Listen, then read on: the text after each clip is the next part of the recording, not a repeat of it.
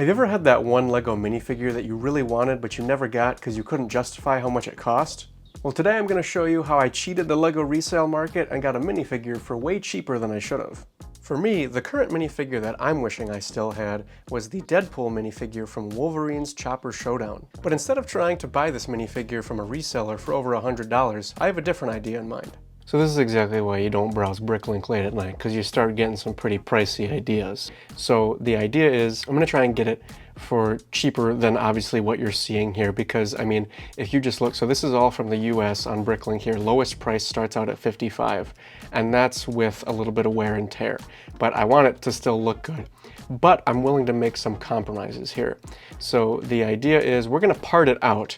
I don't need every single part to come together in the same shipment, because it should be able to be cheaper if we can do it smart. So I'm going to check and see if I can get the torso, the head, and the legs separate, because it seems that the best way that I can get this minifigure complete from one shipment from one person would be for $100 basically, just to make sure that it's in good condition and everything.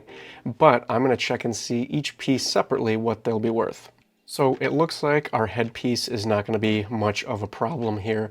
There's a lot of people selling it for just a couple bucks here, so that'll be pretty easy to acquire here for a cheap amount of money. And the legs seem to be all across the board, ranging anywhere between $10, $12, $28, $36, or $56.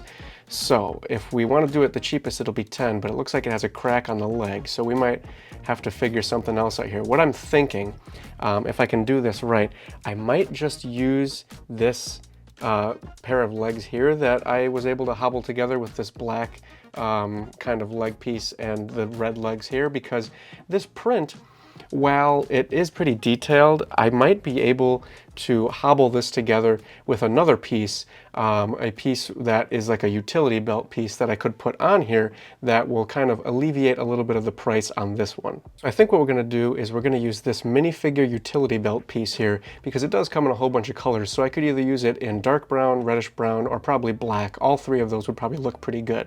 So we're just going to get whichever of those is the cheapest or easy to get, and we're going to put it on this leg piece here. That way we don't have to buy legs at all, really. We just buy this little accessory piece, and then we don't have to buy those printed legs, because I think it'll still look pretty good, regardless of that print being there or not.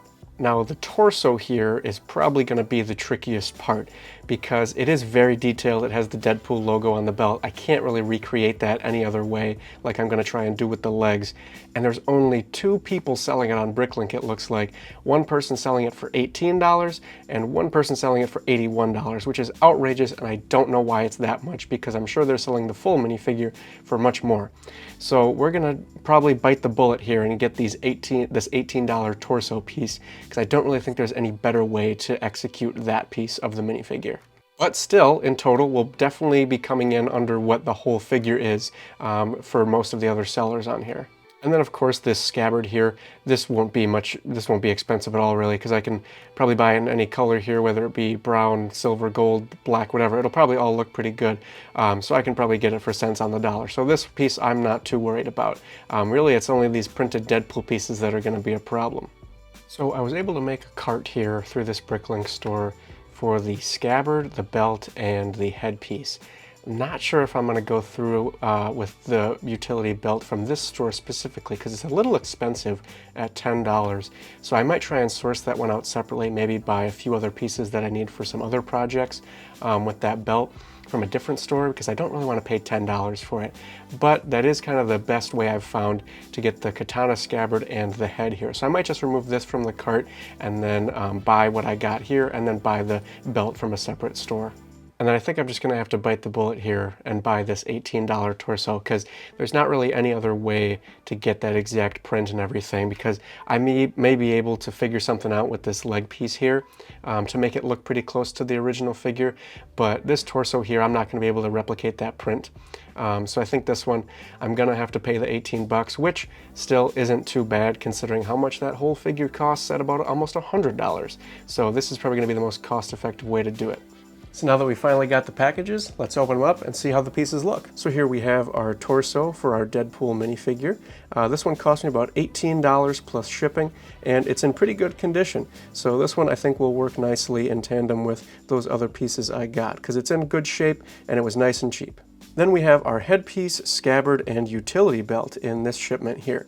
So this one, the head cost about $3, and then the other two pieces cost only like 25 cents, less than $1 for each of the other ones. So just like the torso, the head has a really good print here. It's not fading at all, which is just what we want. So let's put these together with those other legs I made and see how it looks. So now that we've got all these pieces together, I'm actually realizing how silly I was here, because I didn't even notice that he had a utility belt on the print for his torso, and I ended up buying that waist piece for the utility belt anyway. So now it kind of looks stupid with those two utility belts. So I'm thinking I might remove that utility belt, because the one that's printed on his torso is actually better because it has the Deadpool logo. So I think we might stick with the one that's just printed on the torso there. And I'm still going to add some other things on top of what's already here. You can see I added some more detail on the back here by putting those katanas in there. The original figure came with black katanas, but I like the silver ones more. I think they add a little bit extra color to his figure here, because the black ones kind of just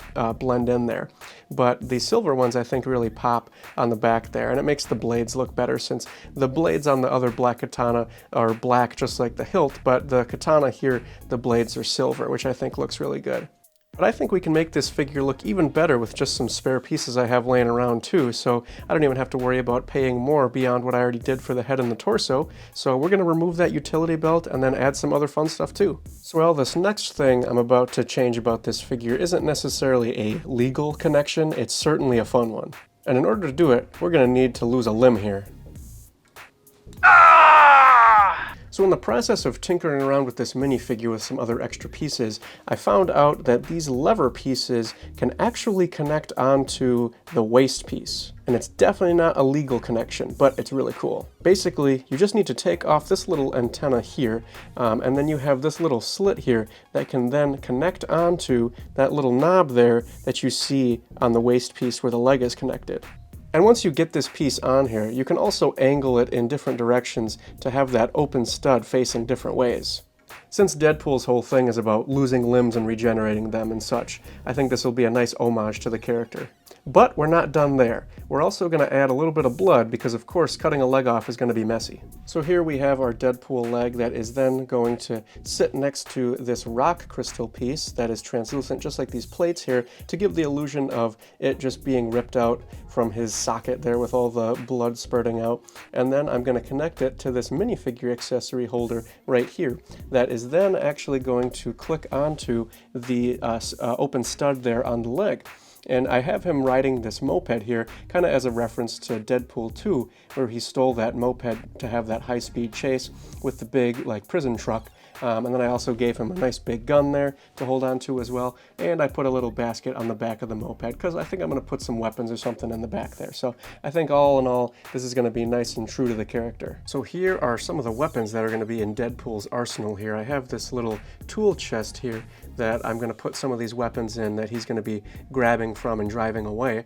And then one of them is probably going to go in that back basket. So we have like a gold pistol here, a revolver, an old flintlock pistol, a banana for a gun. I feel like that's up his alley. I have this little blaster with this little POW symbol on it too, a little cartoony. I think that'll fit the character. And then I have some other like regular black like submachine guns, a machete, a crowbar, and then some silly ones too, like an umbrella, a pitchfork. And then I have this spare TVA mug too, which I think will be fitting since that is kind of the whole shtick of the new Deadpool and Wolverine movie. So I think I might also add Wolverine maybe chasing him down. Maybe he's the one that cut off Deadpool's leg. So we're going to make a nice little story with these characters here, and we're going to put them in my Marvel City. I have now placed my Deadpool and Wolverine in my Marvel City, and if you're curious how I set all this up, I will link it above and below. But let's check out Deadpool and Wolverine. So in the corner here over by the Sanctum Sanctorum, I have that chest of weapons that I was showing earlier with that TVA mug. We have all the weapons spewing about here. And then of course we have Wolverine taking a limb from Deadpool as he drives off, and Hulk tries to throw a taxi at him, so he's going to be shooting at Hulk over here. So we have Wolverine cutting off his leg, with it kind of sitting there on the sidewalk, and he is trailing his blood all while he drives down the Marvel City streets. The head was about $3, the torso was about $18, and all the other pieces you see here were all already from my collection, so I turned what would have been paying for a $100 figure into about a $20 figure. So if you enjoyed seeing me cheat the LEGO resale market and get that minifigure for just $20, let me know in the comments. Don't forget to subscribe, and thanks for watching.